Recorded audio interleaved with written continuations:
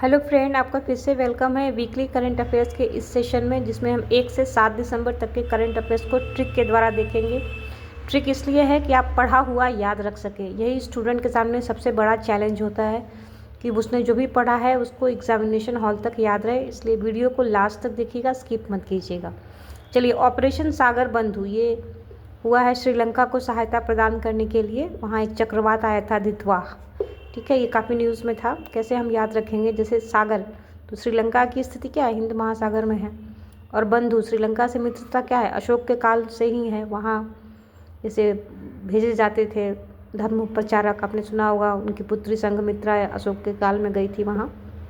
तो श्रीलंका से क्या है, बंधुता बहुत पुराने समय से है। चलिए, एशिया पावर इंडेक्स में भारत की जो रैंकिंग है वो तीसरी है, ठीक है। भारत की जो रैंकिंग है वो 3rd पोजीशन पर है। इसको जारी करता है ऑस्ट्रेलिया का लोबी इंस्टीट्यूट। कैसे याद रखेंगे?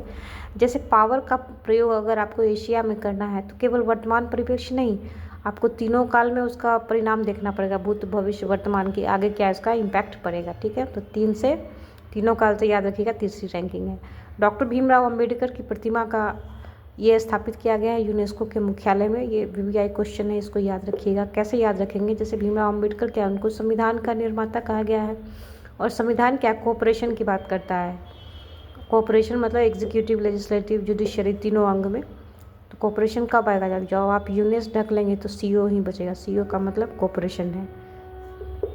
जैसे कोऑपरेटिव सोसाइटी जब आप लिखते हैं तो आप सीओ पहले लिखेंगे, उसके बाद ऑपरेटिव लिखते हैं।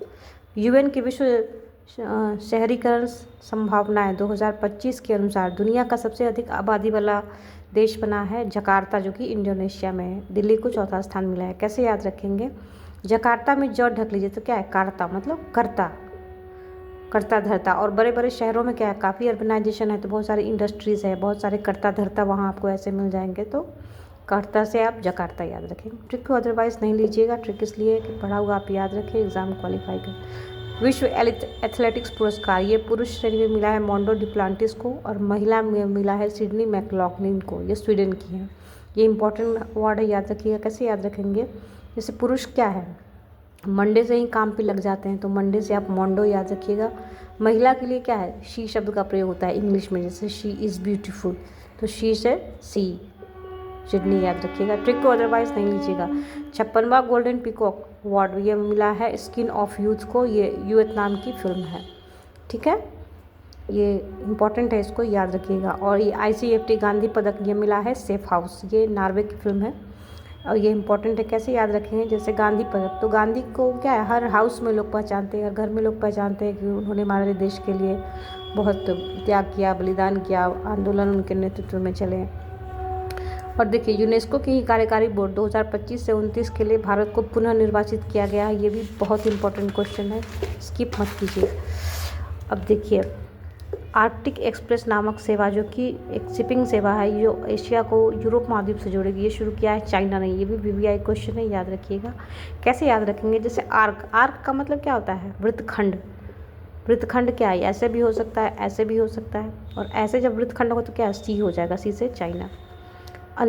ये देखिए, संयुक्त राष्ट्र जनसंख्या पुरस्कार ये व्यक्तिगत श्रेणी में मिला है वर्षा देश पांडे को, और संस्थागत श्रेणी में मिला है IUSSP को, ठीक है। कैसे याद रखेंगे? जैसे जनसंख्या क्या, किसी देश की ही बढ़ती है, तो देश का पहला जवाब देश पांडे लिखेंगे।